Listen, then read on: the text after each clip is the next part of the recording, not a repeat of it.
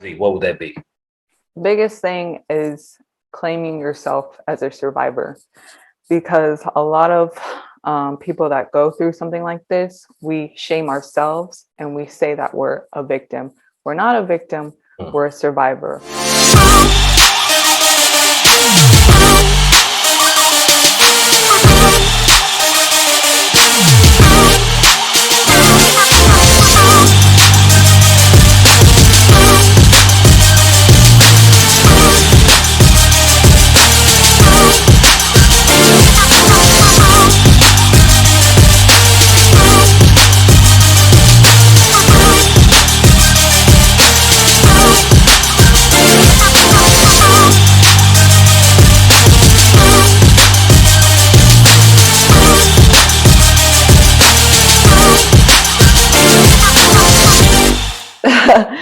So I live in San Antonio, Texas. I was actually born in San Antonio, Texas. So most of my lifestyle was mainly hill country. I'm very much kind of like more of a country girl. I like my animals. I like my land. I like my peaceful, not so city wildlife. Okay. Yeah, and so my parents have been married over 30 years. So Nice. I've always had was able to see, what a family lifestyle was supposed to be, and a happy marriage was supposed to be like. So I'm very, very grateful for them. And, I think that's a huge blessing because in a time like we are in now, marriage is like a job. You stay in that marriage, then you leave it to level up, or you make a lateral move so you can level up. People use it for promotion versus, we're going to work at it and make it last. And my parents have been married 50 years. Which I'm blessed to have witnessed and still witness. And so 30 years is magical because it's hard to find in this day and time.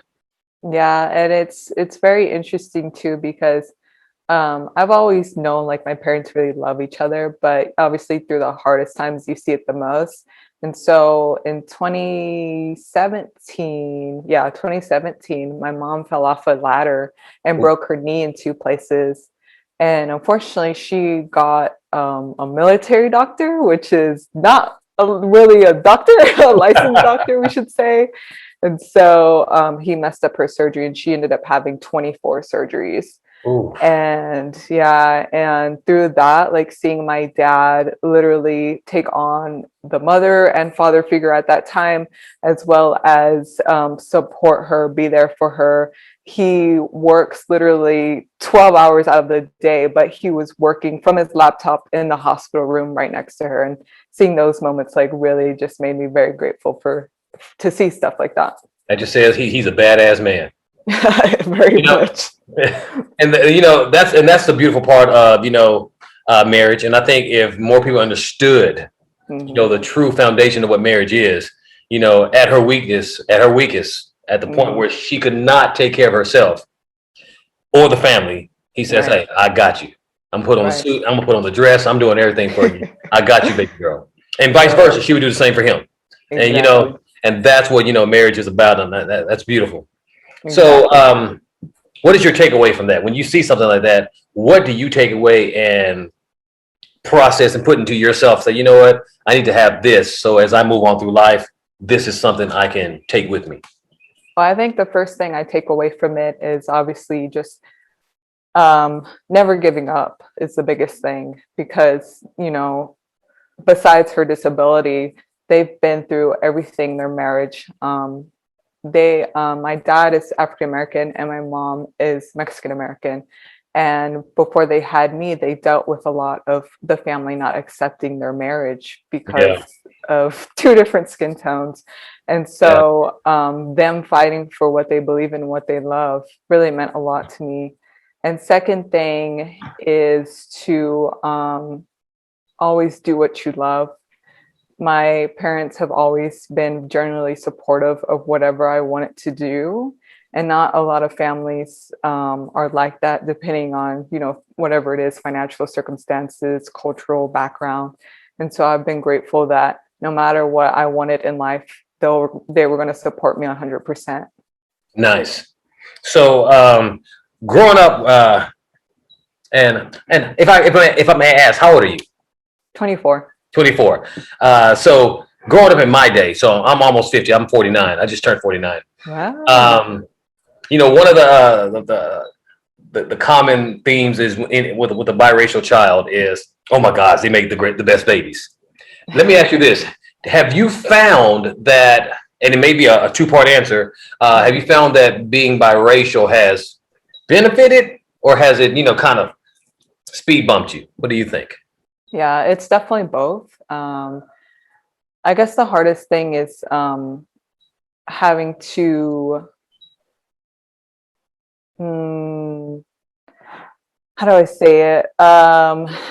Be supportive of my Black side, I would say, just because I've been in relationships where they're like, you're exotic, you're light skin. And I'm just like, if I was a dark golden chocolate, I would still be a beautiful woman. Right. And so me owning my Black side as much as my Mexican side, I guess another thing is I'm not Black and white, I'm Black and Mexican. So it's like being a double minority. So as much as I've been called the N-word, I've been called a wetback. So going through the prejudice and racism that comes with being both really affected me.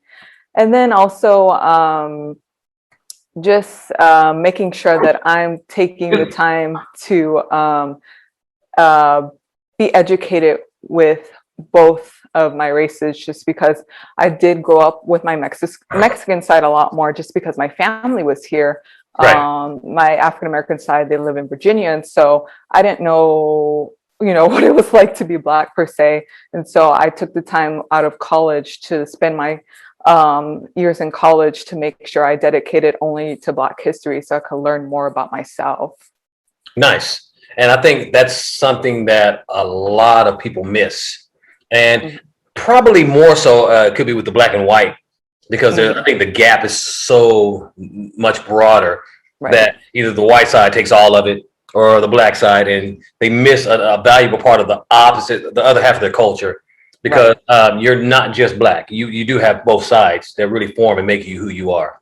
And so I think it's very wise, and at your age, that is very wise to say, I'm going to pursue that, because you miss a fraction of who you are. Exactly. So looking at your profile, I saw that you have been busy. You've done a lot of things. What fuels you? What pushes you? What makes you so, I would say, hungry? Like, my biggest thing in life has always been, no matter how big or small I am, I just want to be an inspiration to people. And so no matter what I go through, whether it's hard or easy, I've always taken that experience and put it into, how can I help that community? How can I brand myself to help and make sure no matter what I'm doing, I'm giving back to my community. Right. So yeah, so that's what really pushes me and drives me, whether it be my cultural ethnic background, or whether it be a little more personable. I'm very open on my Instagram and Facebook about my sexual assault experience that I had in college. And so that experience obviously is very traumatic, but in a very, very, very weird way, I wouldn't take it back, just because I've helped a lot of people. When I was teaching in New York for acting and modeling, I didn't realize till I came back to Texas that my student, while she was in school with me, was actually being assaulted by her father. And so something like that, yeah, when I became more public was actually when I came back home to Texas, but she ended up reaching out to me, and I was able to help her through that and get her out of that situation. So stuff like that is just like really rewarding to me. Well, let me just say this, and I don't want to play off your age, but you're 24. And I know at 24, I was not so tapped into a cause. Other than I was very dialed into, being educated on the Black history and the movement and that level. But when it came to really serving other people and being a voice and bringing awareness to, like rape and aggressive stuff like that, that is, to me, it's very motivational and very inspiring to know that someone who is only really started their journey has already hit the streamline of this is tapping into my passion. And most people live a lifetime and don't get to where you're at. So make sure, I'm not sure if you take time to celebrate where you're at and what you've accomplished, but make sure you do that. Right. So I see here, soccer player. Yes. Were you any good? Oh, yes. My dad was actually very kind of disappointed that I didn't go professional with it. And I went from being a super tomboy to being a girly girl. So, yes, I noticed that from soccer player to model. Yeah. Even did lift. And so let's talk about that. And the whole point of the Better You, Better Life podcast is to understand people's decisions to be fulfilled, be happy, and find success. And you know, you're 24, and I gotta go back to that. And you've done more than I know a lot of people have. And it seems like you don't mind taking a risk. It seems like this is me looking at your about page on Facebook, and I'm telling you, this is what really caught my attention because when I looked at that, I was like, damn, she's doing this. Man, she's doing this. I'm like, damn, what the hell doesn't she do? And you know, when I look at my life, I'm the same way. I like to bounce around. I like to experience and say, hey, I'll take the risk. I'm gonna say yes to this opportunity. If I fail at it, it's okay. I'm gonna be better at it. I'm gonna be wiser. So from soccer player to model, what drove that?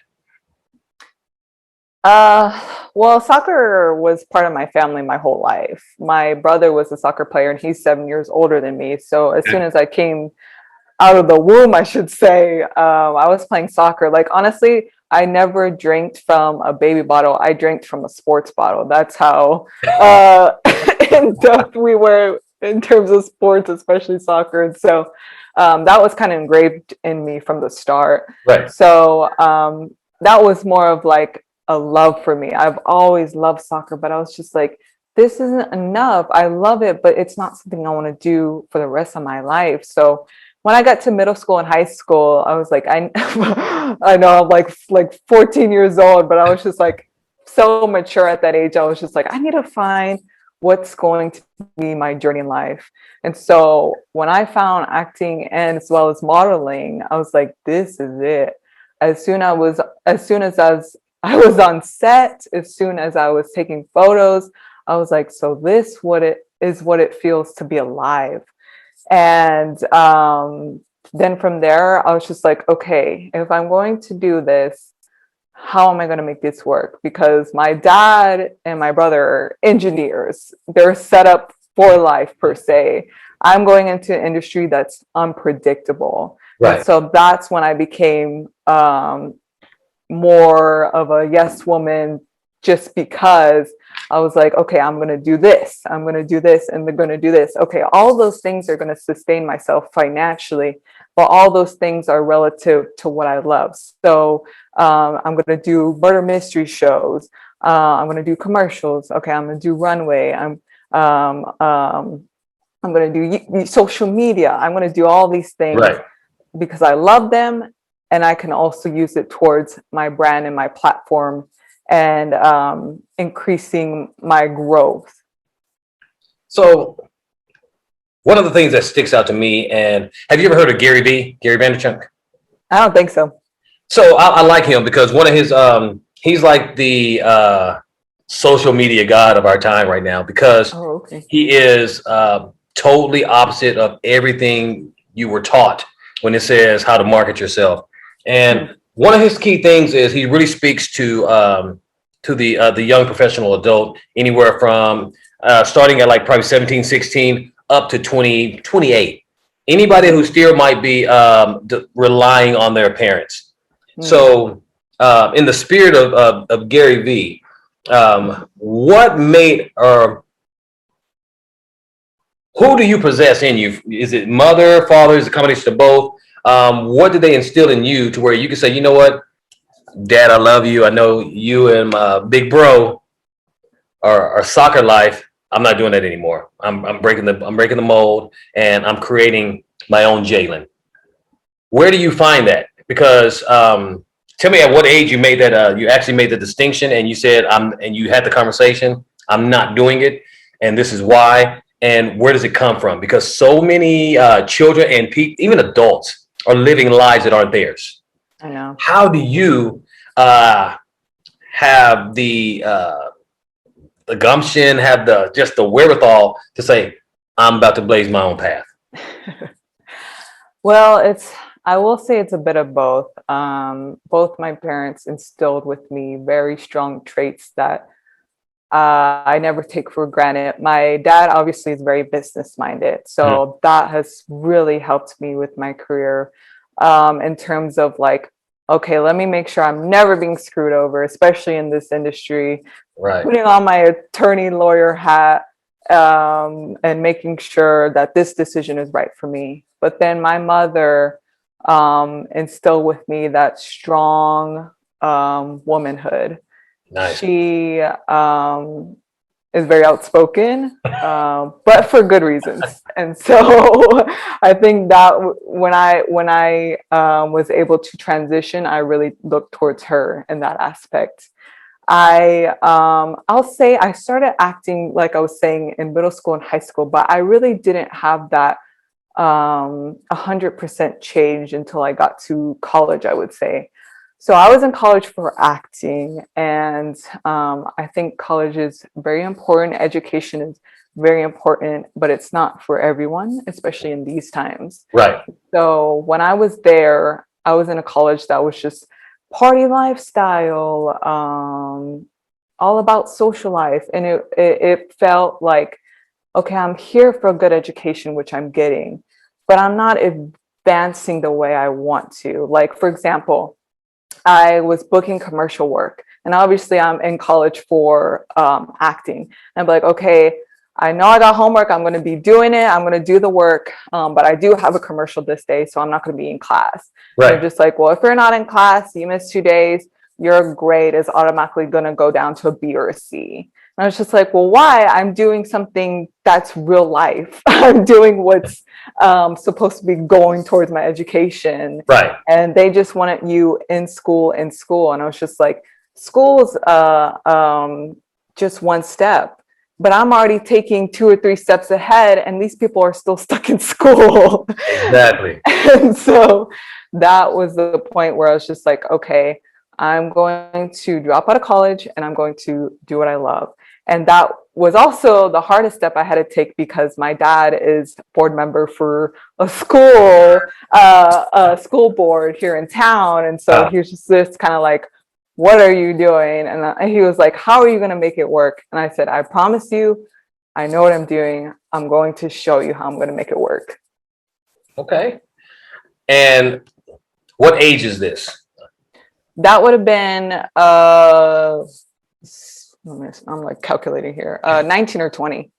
I mean, this is why I'm mind blown. These are, and I'm looking from my lens, and I know there's other people out there that were your age, and this is probably not for them, but this is for, I have 6 children, and I do have one that I know could use this information, because it's, at the age of 19, you're already acting like you're the 24-year-old version of yourself. And so what's the thought process on, I am going to show my dad, who is a board member of a school, this is how I secure my future? So I started just studying, like, what do actors do in between jobs? Like, if I'm not having work, how do I pay my bills? I think that's was his biggest concern for me, now that I wanted to be financially independent from him. Right. And so I looked online and found out that most actors in LA, they do brand ambassador work. And so people think it's not a real job, but it's the realest job you will ever have, because that money, it comes through. And so because of brand ambassador work, I was able to still freelance, because a lot of those jobs are just like pick up as you go. And so I was just like, okay, I'm definitely booked this day for acting, but the next day I can do this brand ambassador job. And so I started just doing that. And it's great too, because you make a lot of connections through that work. Yes. It's very much about communication and social skills. And so that pertains towards my acting. And so because of that, when I was on the job, I was networking so much, like with people that are especially out of state. And so it's just like, wow, okay, so now I know that this job is going to benefit, you know, my more important career. And so that's where it's just like, okay, this is going to work for sure. Nice. So acting wise, where are you at with your acting career right now? Oh, this March was very good to me. I'll tell you that much. So I've always been really good with my acting. Always a working actress, which is that's unheard of. Nice. Yeah, so which is very good in our industry. Obviously, it's not always about being a celebrity. It's about making sure you're always finding your next gig. And so in March, I booked a reality show called Firm Fixer, which will be on the Discovery Channel. So nice. Okay. Looking out for that one.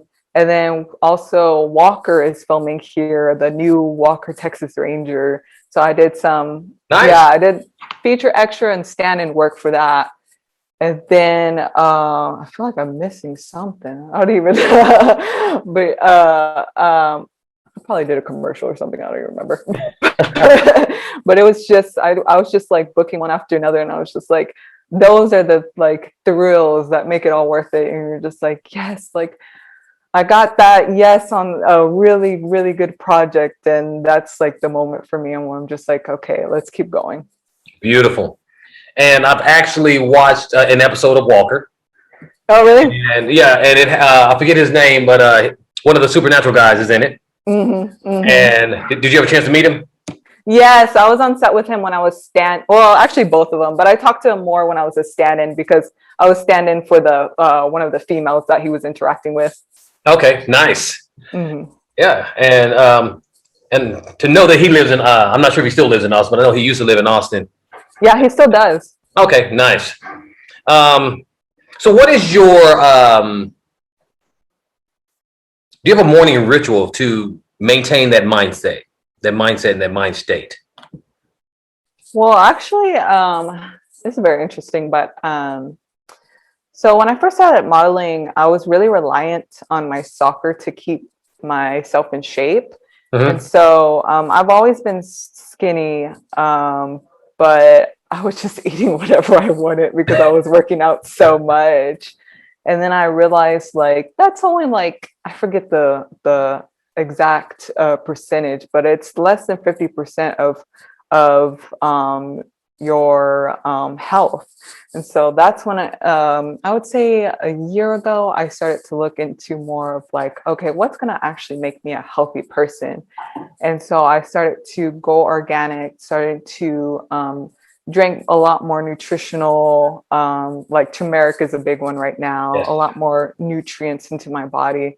And that really helped me with being energized in the morning, throughout the day, as well as feeling light and feeling a lot more motivated. And it actually helps a lot with my mental health.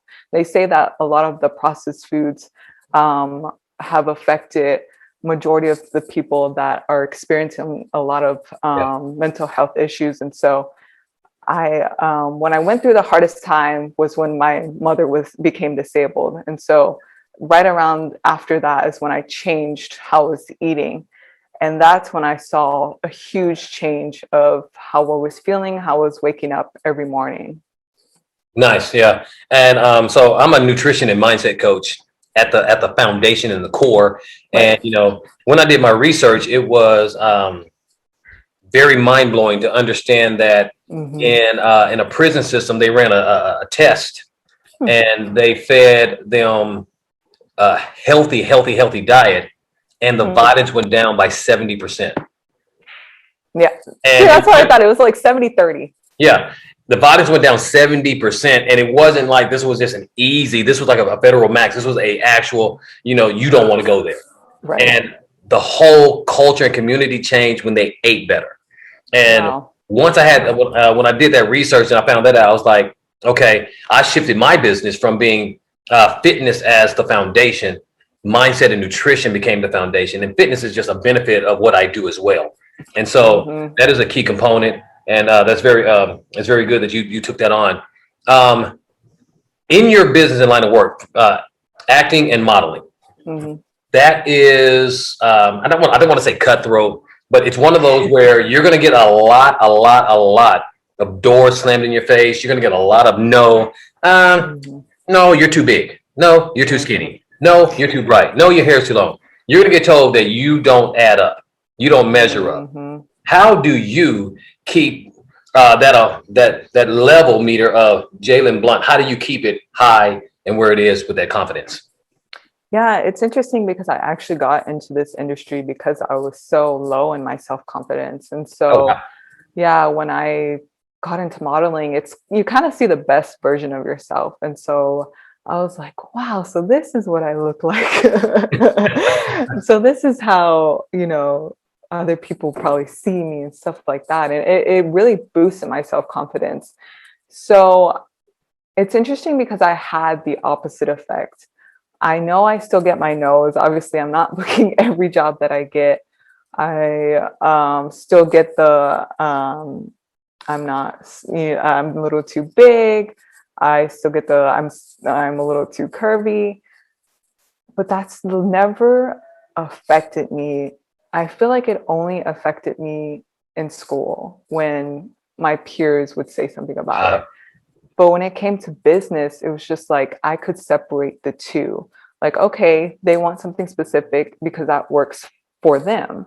But there's someone out there that's going to need light skin, multi-ethnic, skinnier, curvy girl. And so I just took it as this is business. It's never to make you feel like, how do you say it? Like make you feel hurt. Right. If that makes sense. No, it does. And so, like for me, I just came through a divorce almost about a year now. And that was like the best thing. Most amazing woman in the world. However, the divorce was phenomenal for the reason that, and I hate to be so right. I hate to dance, but the growth and the life trajectory change that I got from that is amazing. I mean, I'm living my best life now, and I thought where I was the best life.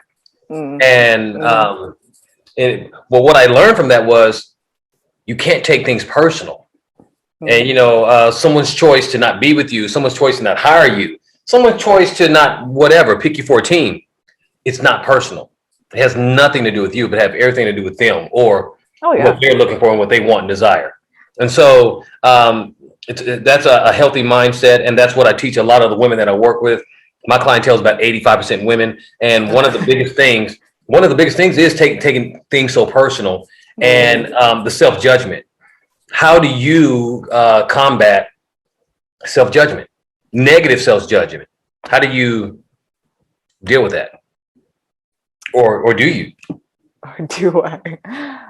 I think it's like an ever-growing search, I should say.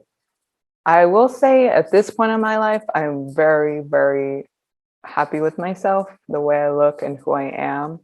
But every day it's a new battle. No matter if it's personable with someone in your social community saying something negative about you or business. And being a woman, obviously, there's a lot more pressure with how a woman is supposed to look, how she should present herself. And also social media has even more of an effect, especially on millennials. Right. And so I think what really helped me was like my mother, again, going back to being that strong woman, that also, it can't just be a mindset of just like, okay, let me show you that I'm the alpha, I'm a strong woman. It also has to be internal. And so I'm strong because I'm loving myself, and because that person may not like me, but I'm going to love myself. And then also, in a weird sense of just like learning from my mother, because my mother was an overweight woman. And so a lot of my, being younger, a lot of my peers would, when see my mother, would say something about it. And I never thought that she was anything other than my mother. Obviously, I never thought of her as ugly or overweight or anything like that. And so I was just like taken aback by it, of like, oh, people have judgments of my mother, someone that I love and adore, and I think is the most beautiful woman on the world. What are they going to think about, me? And so from there, I just took that mindset of, there is no ugly, there is no beautiful, there's only, kind of, I guess, a little cliche, but there's only human. And that's how I literally see life now. Is even like in my dating and personal life, I don't I know what I'm more attracted to personally, but that doesn't hinder me from going after someone else that I may not be attracted to, because their energy and their presence really draws me in. That is way more important to me. Absolutely. And that's a revelation I had. And before I got married, I remember having a realization, and I got to bring up Tinder. I was on Tinder, and I had a course correction on Tinder. I'm swiping out. She's ugly. She's ugly. I said, whoa, whoa, whoa. What gives you the right to act like you're all that? And, and I'm sitting in my room by myself, and I had that realization, that epiphany. And since then, I don't call people ugly because they may not be my flavor. Right. Doesn't make them ugly. Just that's not my type. That's not my type. And one thing that I do teach and I preach is that definitions are everything. The way you define it is the emotion that is attached to it and with it. And I'm picking up on some good things that you're putting down. The one thing that I liked was when your dad challenged you, like, okay, baby girl, what are you going to do? How are you going to take care of yourself? You did the research. You made sure you came fully armed to say, hey, this is my game plan.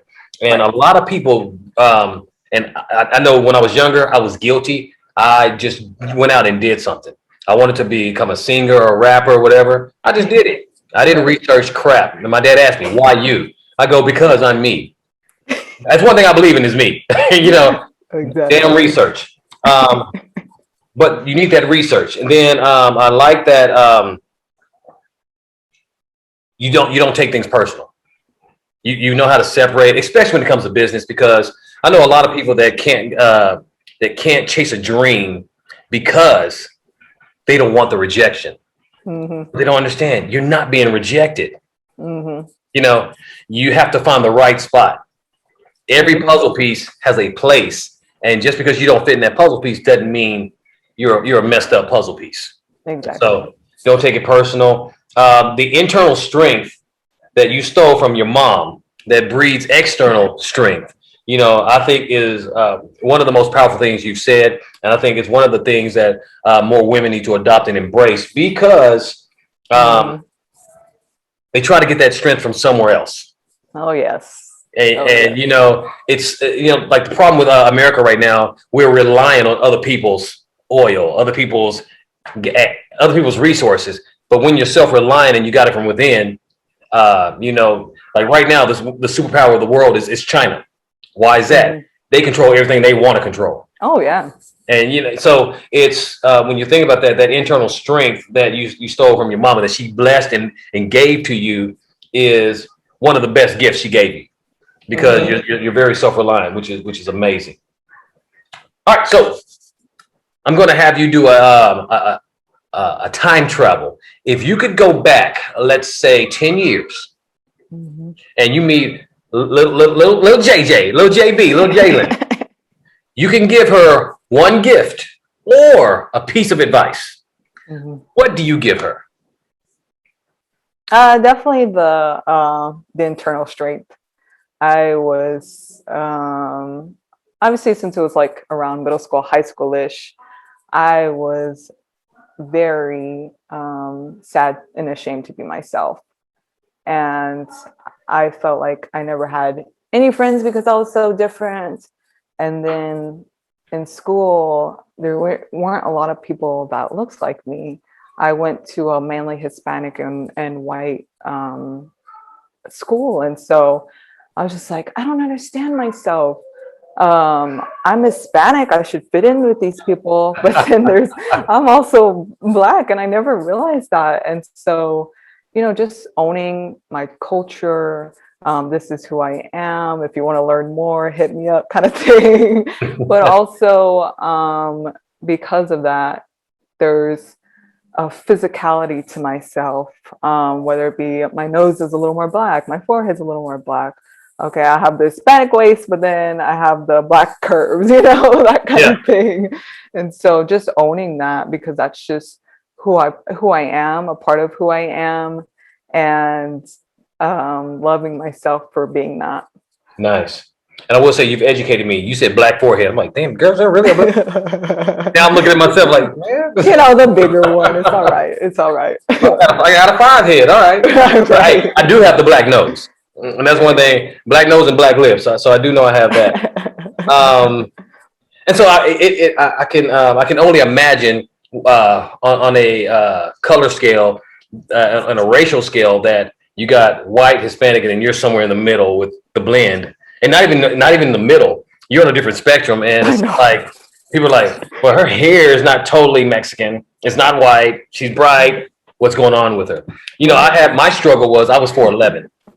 And oh wow, I was damn near a midget, and it was, I graduated. I was like 5'1". I started to grow after high school is when I grew, but it's hard when you are the extreme of whatever's going on, or you're out of place. And my struggle, and it was a blessing. I got and people don't understand when I say it sometimes, but I say some blessings are curses, because when you're happy, you misuse it and abuse it, and you get the wrong side of it. But in some curses, when you take them right, are the biggest blessing of your life. And me missing out on the peak, like a lot of my friends that I went to school with, they peaked in high school and college, and then the rest of their life went downhill. Yeah, and I didn't even get started. You're on your upclimb, and I don't even think you hit your peak yet.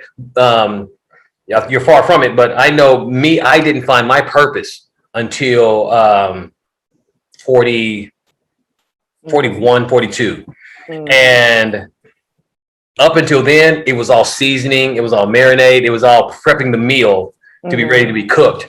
And then once I hit 41, I started cooking my meal, and now I finally, I'm living the truth. I'm living my truth, living my purpose, living my passion, and I know what God put me on the earth for. And so I'm gonna tell you, you're blessed because you have and I don't think you scratched the surface personally. I think there's some deeper things there. I want to touch back on the sexual abuse and awareness, your cause, your mission. Do you have something that is put together? Do you have an organization? Is that something that's on the works, in the works? Yeah, I would say more in the works. It's interesting. So the reason I got more public about this is just because it's hard to relate if you don't have the experience. And so when I was speaking to my fiance, or even my friends that didn't have this experience, I would notice they would say certain things, and I was just like, whoa, that's a trigger for me. It's not that you're trying to hurt me, but that does trigger someone with this experience. So how can I evolve and shape you that way you understand, how to speak to someone without you personally having the experience, but know how to listen or become self-aware of what you're responding to. So that's why I start to become more public with my experience.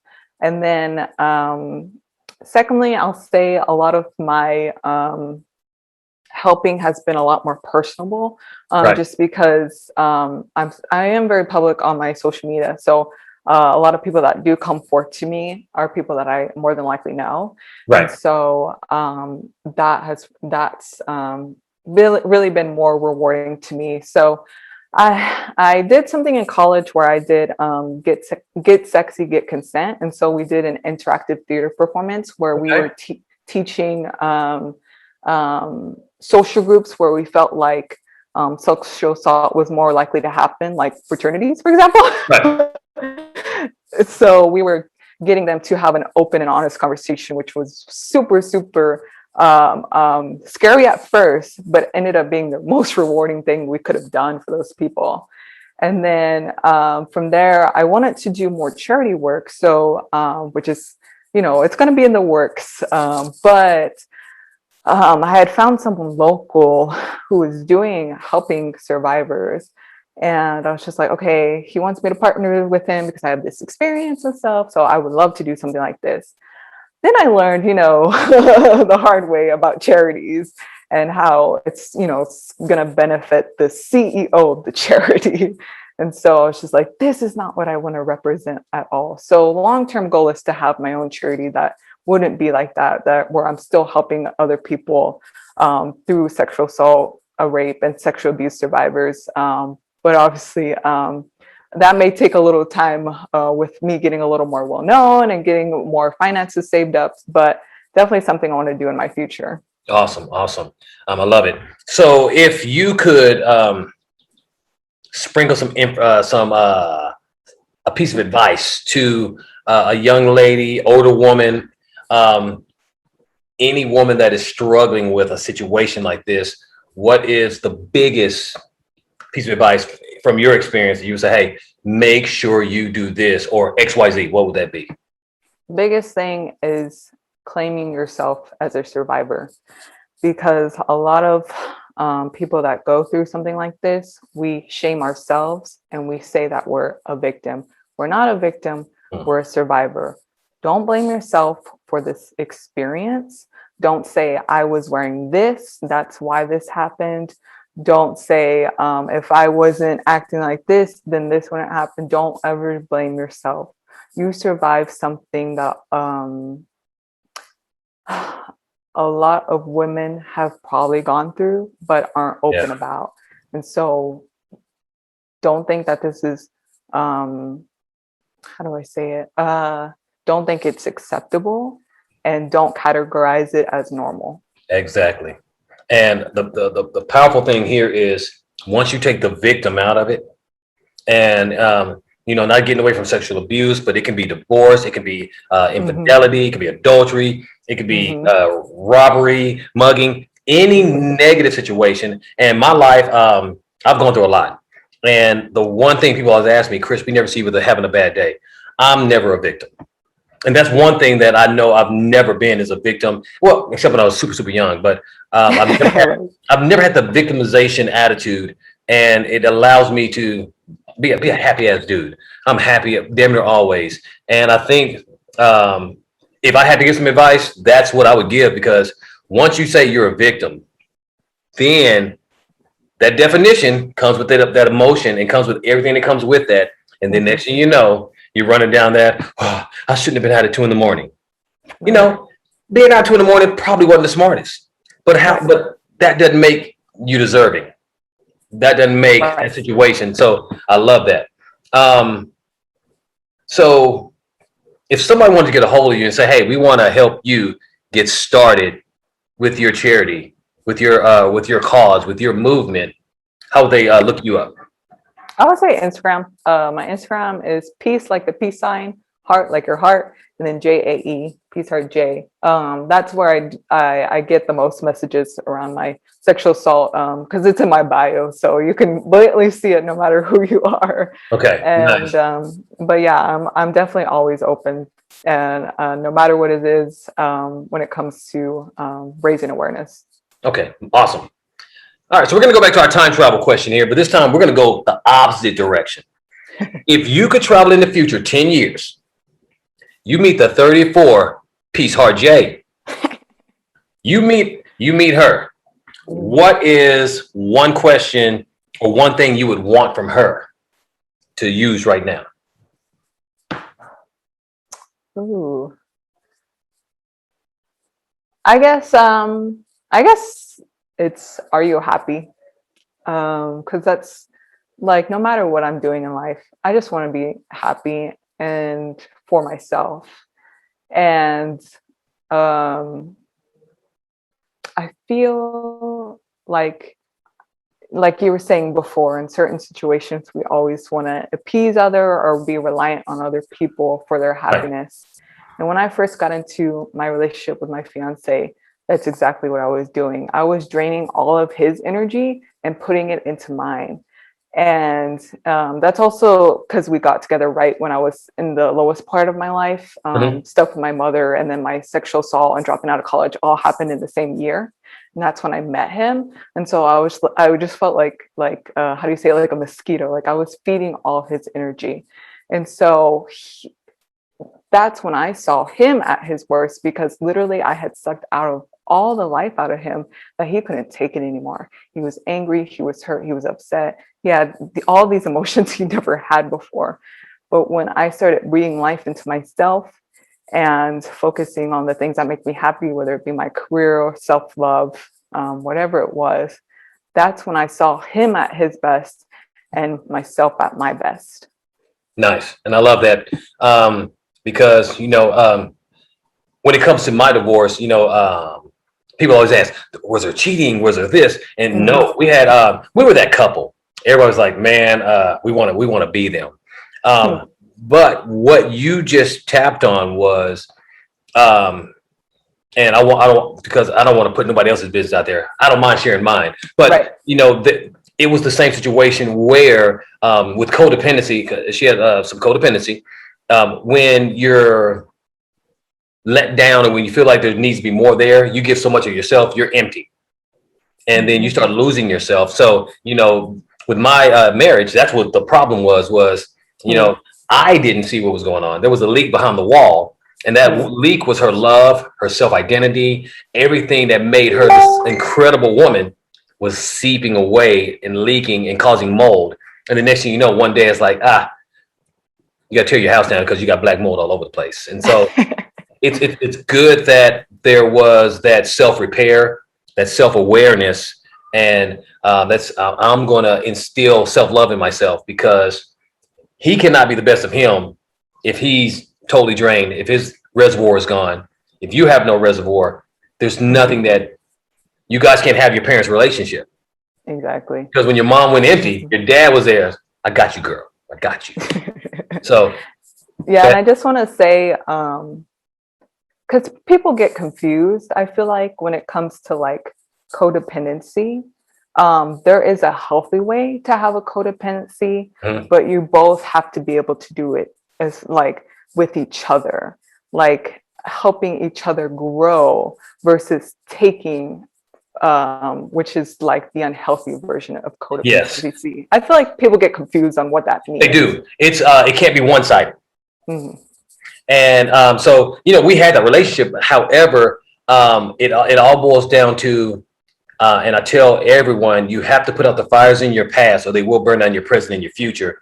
And if things go unresolved, if you have a little ember, it can reignite. You have to put out and extinguish and untether yourself to any negative situation. And the way you do that is what you said earlier was claim yourself as a survivor. Yep. And don't be a victim. Don't be victimized by it. And so those are some powerful statements. All right, so here's my question that I get excited about, because I really want to hear what you would do. I want you to imagine, let's just say you came across an access code that would allow you to type in your computer and access every satellite that's in space. And you could broadcast one message that everybody had to govern themselves by. You can call it the Jaelynn commandment, the Jaelynn law. You can call it whatever you want to, but what would you broadcast for the world if you could do that? I think the biggest thing is being in touch with your emotions. I've learned that a lot through acting, which is interesting because we have to be the most honest people in the world, it feels like. because if we're not speaking the truth, nobody can relate. And so being with my emotions of like, where does my anger come from? My anger is not this hell and fire. It's actually a deeper sadness. And I'm coping with that by being angry instead of letting my sadness show because I don't want to feel weak. And so something like that will help you be more self-aware, will help you be a better person.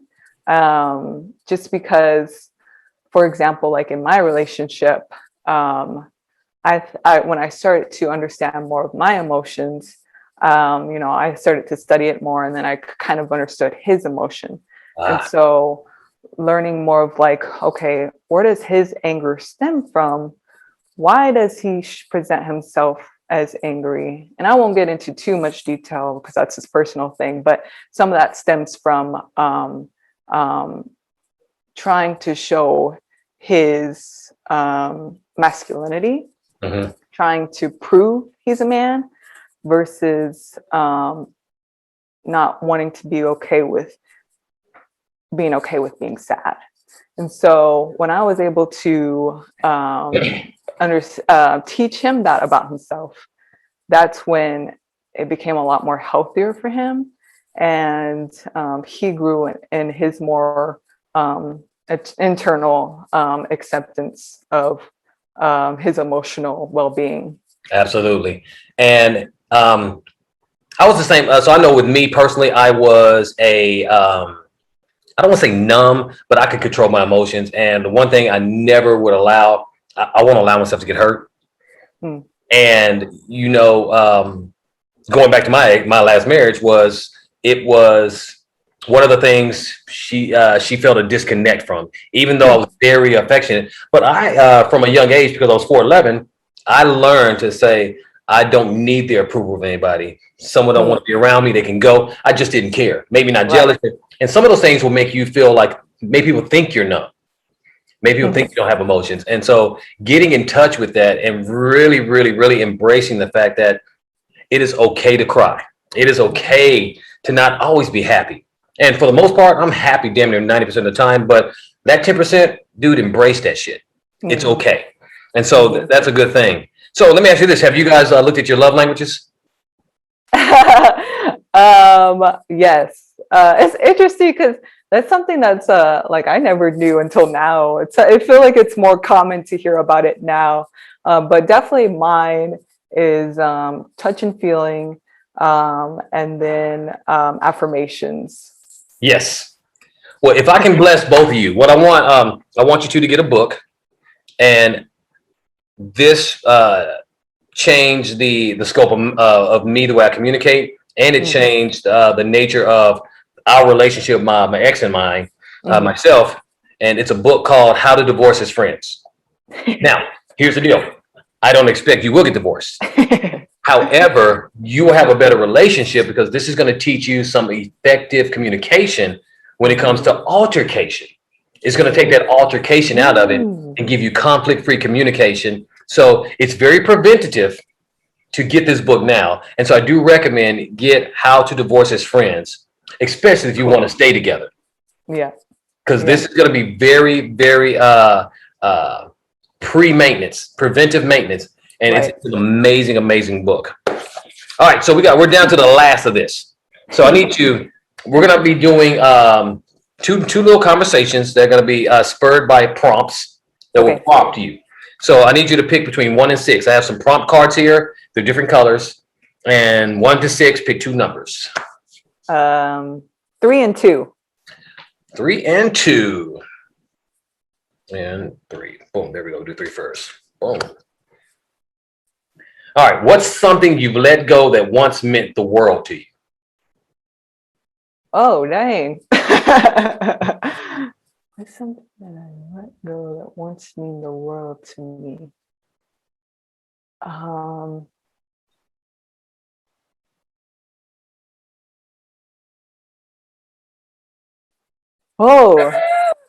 I don't want to say soccer because, we've already talked about that. But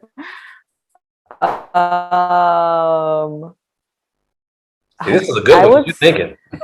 Yeah, no, I would say somewhat being that younger child, which is which is more of like you can never be wrong, you're the youngest, you're the spoiled one, you know. Oh, okay. I kind of let that go and just took more ownership of because I used to milk it. So I'd be like, oh, like I'm the young, cute little girl, like I need to get my way all the time. And I was just like, no, you gotta work for what you want, you know, prove why you're deserving of something, not just get everything freehand. And I just say that just because like a lot of times, like with my generation and being a millennial, we just think that everything should be handed to us. Right. You know, I'm that pretty girl, especially with like social media. I'm that Instagram model. I should get everything I've ever wanted. But sometimes you just got to work for it. And that's more rewarding towards getting that end goal. Absolutely. Absolutely. I like that. All right. Oh, this is a good one too. When do you feel the happiest? Okay, well, part of it is actually being, you know, my acting and modeling, being on set. Another part of it is being with my fiance. You know, I gotta shout him out. So it's interesting because you you brought up the communication. So our first 2 years were very, very, very hard. We didn't know how to communicate with each other. We're two different people. I'm Black and Hispanic. He's Filipino and white. And so we had a cultural barrier. We had a financial barrier. I was raised upper middle class. He was raised lower middle class. So we had a lot of differences in our life. So we had to get down to the nitty gritty. Okay, this is what I believe in because I was raised this way. You know, my parents taught me this, or, you know, I was raised this way and I was a little more privileged. That's why, you know, I'm able to not make certain decisions or whatever it was. And so like now being in that like fourth year of being together and just having that emotional bond with someone, that spiritual bond with someone, it's like heaven on earth, I should say. Well, you know what? I haven't met this man. I'm gonna give him props because I do relationship and marriage counseling, and one of the biggest complaints or struggles, I should say, is the man doesn't want to talk. Yeah. You know, the reason why we don't want to talk is because we always getting worse. The more we move our mouth, the worse it gets. We're like, yeah, I don't want to talk. I don't want to talk. Yeah. And the fact that you guys, you two could have that level of communication, which a lot of people don't have, which I always recommend before you get married, there's a major level of communication and conversations you have to have. Credit, finance, sex, everything. You know, you have to get into that so you know ahead of time some of the things that are coming, or you can avoid them altogether. So that's good. That is good. Yeah, it's interesting because like I understand you when you say like he wasn't talking, and that's like where the most of our problem lied. And so it was just like, if you speak to me and I understand where you're coming from, that's going to be easier for me than me just picking on, okay, this is the problem. I don't like that. I don't care where it came from, whatever. I'm going to be always angry about that. But you teaching me why you make these certain decisions, why you feel this certain way, that's going to help me and also make me aware of not judging you. Nice. Good way of putting it. So I want to offer something to you and your fiance. And I love giving marriage advice because there are things that you really need to do ahead of time. And to hear you talk about him and to hear you talk about y'all's relationship, the conversations, that passion and love is there. And it's that flame. It's that eternal flame if you take care of it. Always protect that flame, protect the wick. Cover the flame. Don't let the outside world get its wind to blow out your flame. Secondly, once you get married, the honeymoon. Remember the essence, remember the passion, remember everything about that honeymoon, and then stay honeymooners. Yeah. Never let the honeymoon go away. even when you leave the beach or whatever gorgeous place you come back from. Right. Keep the love there. And then finally, date always. Once you have children or whatever, put yourself on the schedule. Being that you're an actress, you're a model, you have your foundation, and he's going to do all his things, and you have whatever. Schedule your time. That is where so many of these relationships fall through the cracks, is because life says, put that shit on pause. You can come back later. And sometimes the show gets canceled. So you want to continue to watch and support that show so it stays on always. I like that. All right. Well, that was it. And if you don't mind, I want to toot your horn a little bit. I was impressed with you before we had the interview, and I must say I'm even more impressed and inspired to get a deeper look. Because your about page says a lot. It's like, damn, she's been busy, and I really didn't know your age, but to know you're 24 and that you are fully focused, and you like, I know life's current that was meant for me, and I'm about to surf, sail, and swim the hell out of this current to the best beach ever, is amazing. I am curious, and I'm excited to see where you go in the future. And I can't wait to see the 10-year-old you. Hopefully I'll be at one of the movies, seeing you on the screen, superhero or something like that. But keep doing what you're doing. If I can be of service in any way, you let me know. I am there. But other than that, do what you do. And when you get started with your sexual abuse and awareness, let me know. I would love to support you.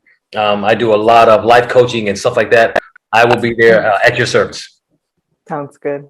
Thank you so much. You have an amazing rest of the week. Thank you for taking the time out of your busy schedule to hang out with little old me and for the Better You, Better Life podcast. Have an amazing evening. Thank you again. Thank you too.